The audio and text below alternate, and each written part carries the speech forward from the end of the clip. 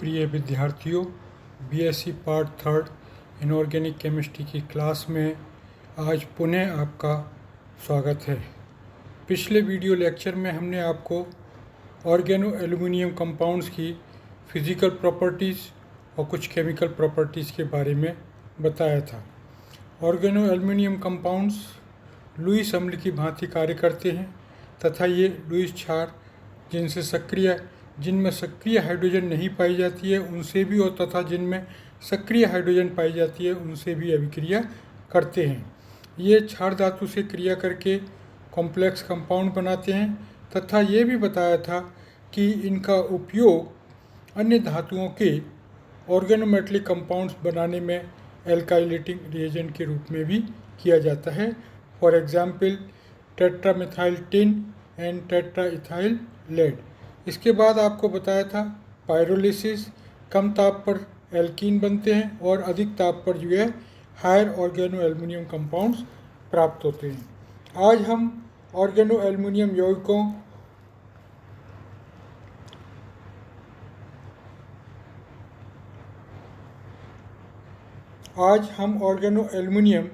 यौगिकों के अपचायक के रूप में अध्ययन करेंगे जो है जिसमें विभिन्न अभिक्रियाओं के बारे में अध्ययन करेंगे तथा एल्काइन से भी अभिक्रिया के बारे में अध्ययन करेंगे तथा ऑर्गेनो एल्युमिनियम यौगिकों की संरचना के बारे में भी जो है हम अब पढ़ेंगे जो है।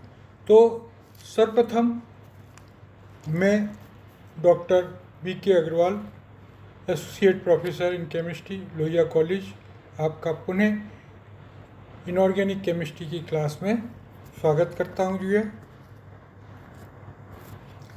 तो जैसा कि हमने बताया कि आज हम जो है ऑर्गेनो एल्युमिनियम कंपाउंड्स का एज ए रिड्यूसिंग एजेंट के रूप में अध्ययन करेंगे।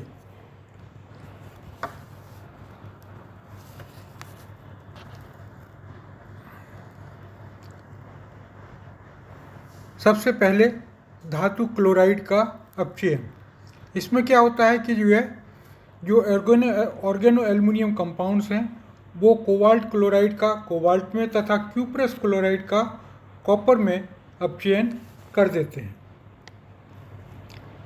जैसे ये रिएक्शन लिख रखी है हमने जो है कि C2H5 होल थ्राइस Al यानी ट्राईइथाइल एल्युमिनियम की अभिक्रिया जब कोबाल्ट क्लोराइड के साथ कराई जाती है तो हमें कोबाल्ट प्राप्त होता है और एथीन बाई प्रोडक्ट के रूप में एथीन, ईथेन और AlCl3 प्राप्त होते हैं।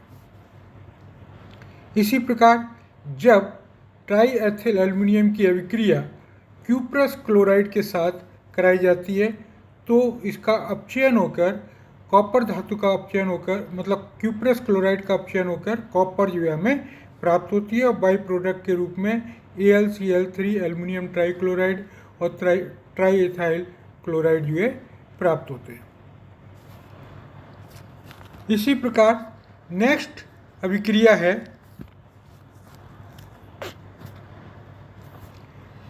क्रोमियम कार्बोनिल में अपचयन। जब हम धातु हैलाइड का अपचयन एल्युमिनियम क्लोराइड, ट्राईएथिल एल्युमिनियम व कोबाल्ट क्लोराइड की उपस्थिति में किया जाता है तो हमें धातु कार्बोनिल्स जो है प्राप्त होते हैं। तो इसमें क्रोमिल क्लोराइड जो है ये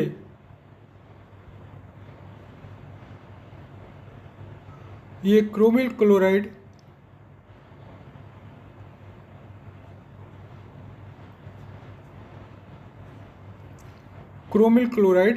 ये ट्राईएथिल एल्युमिनियम तथा 6CO यानी कोबाल्ट के साथ रिएक्शन कर ये हमारे क्रोमियम हेक्सा कार्बोनिल जो है बना देता है। ये कोबाल्ट नहीं है, ये क्या है, कार्बन मोनोऑक्साइड से जो है ये जो लिख रखा है जो है कार्बन मोनोऑक्साइड है। इसकी अभिक्रिया 110 से 115 डिग्री सेंटीग्रेड पर उच्च दाब पर और ईथर की उपस्थिति में कराई जाती है। बाई प्रोडक्ट के रूप में हमको इथाइल क्लोराइड और एल्युमिनियम प्राप्त होते हैं। नेक्स्ट अभिक्रिया है क्लोरल का ट्राईक्लोरोएथेनॉल में अपचयन। यानी क्लोरल क्या होता है हमारा?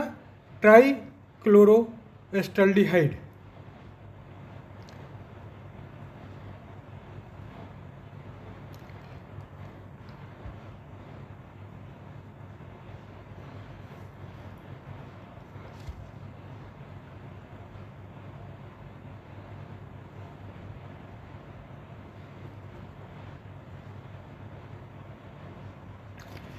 ट्राईक्लोरोएस्टल्डिहाइड को हम जो है क्या कहते हैं?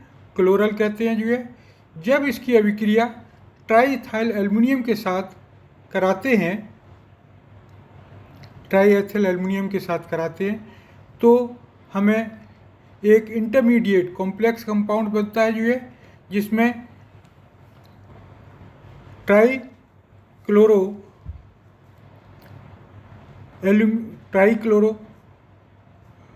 एस्टल्डिहाइड का एल्युमिनियम के साथ कॉम्प्लेक्स बनता है, जिसकी हाइड्रोलिसिस कराने पर ट्राईक्लोरोइथेनॉल जो है प्राप्त होता है और एल्युमिनियम हाइड्रोक्साइड जो है बाई प्रोडक्ट के रूप में प्राप्त होता है।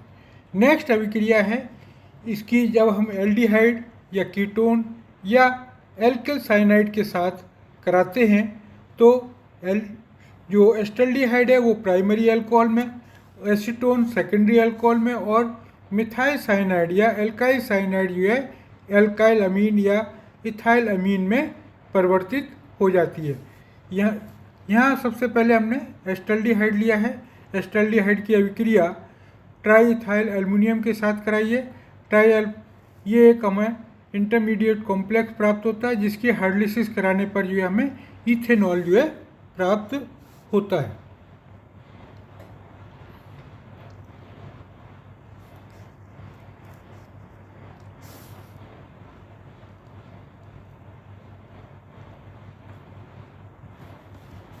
इथेनॉल प्राप्त होता है। इसी प्रकार से जब एसीटोन की अभिक्रिया ट्राईइथाइल एल्युमिनियम की उपस्थिति में कराते हैं और फॉलोड बाय हाइड्रोलिसिस यानी जल अपघटन कराते हैं, तो हमें आइसोप्रोपेनॉल या आइसोप्रोपाइल अल्कोहल प्राप्त होता है जो कि एक सेकेंडरी अल्कोहल है। इसी प्रकार मिथाइल साइनाइड या साइनो इथेन की अभिक्रिया जब हम ट्राईएथिल एल्युमिनियम के साथ कराते हैं और उसकी जो इंटरमीडिएट प्रोडक्ट बनता है उसकी हाइड्रोलिसिस कराते हैं, तो हमें इथाइल अमीन जो है प्राप्त होती है।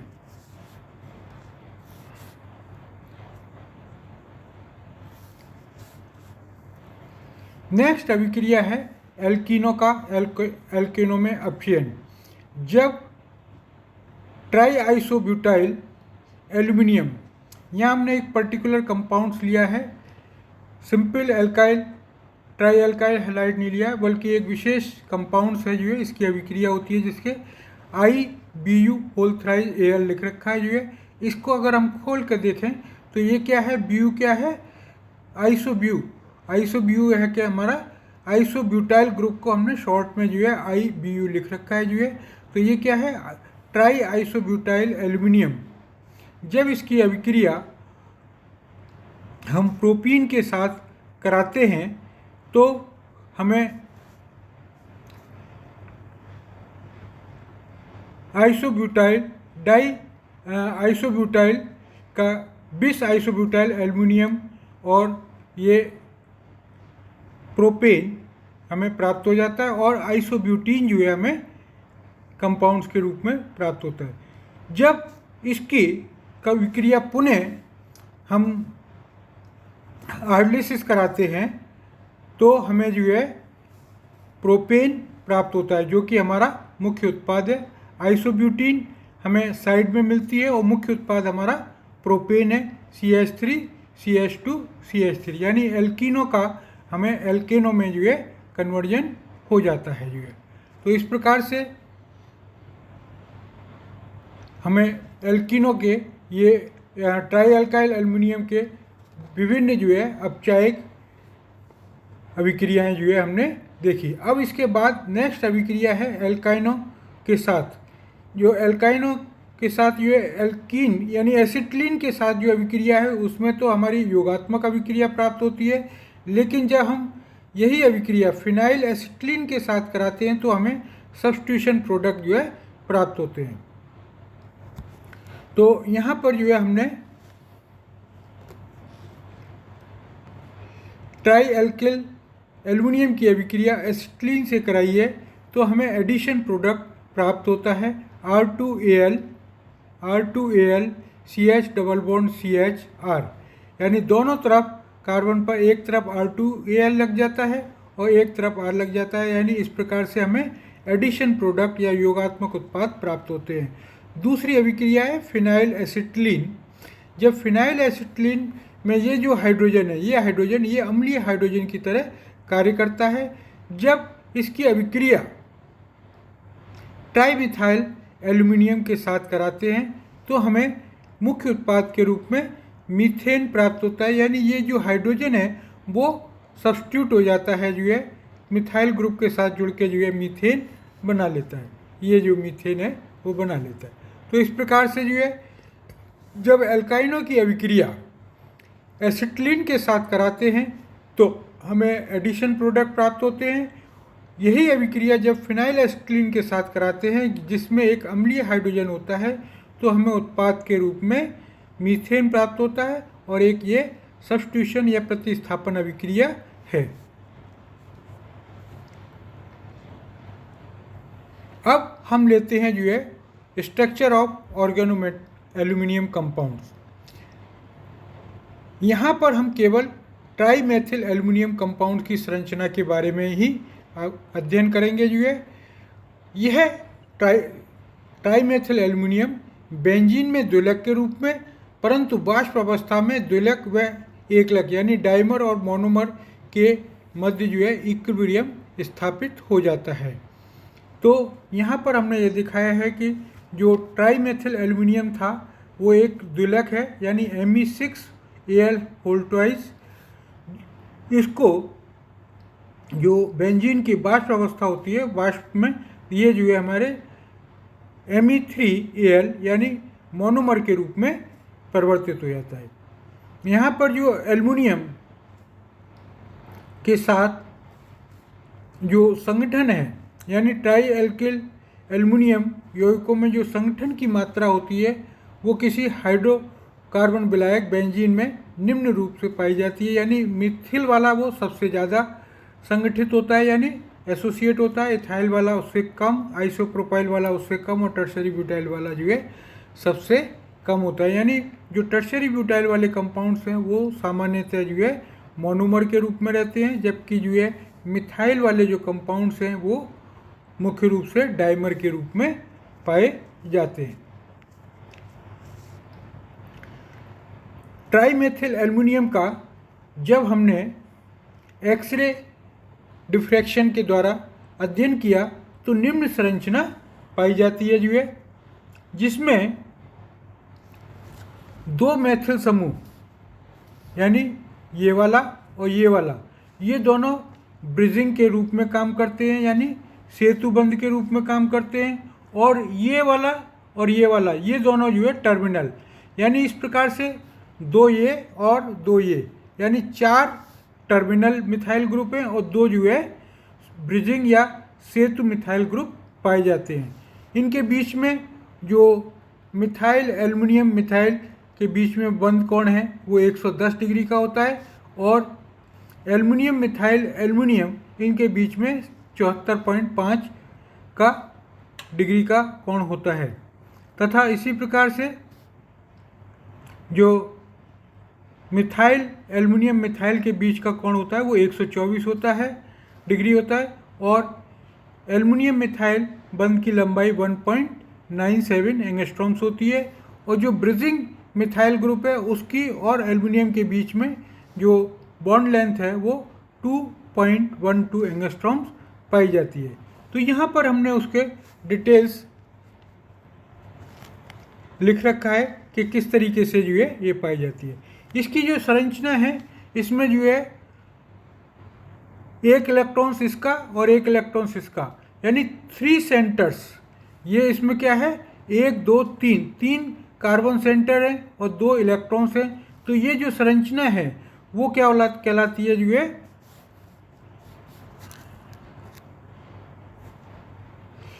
3s2 इलेक्ट्रॉन बंद कहलाता है।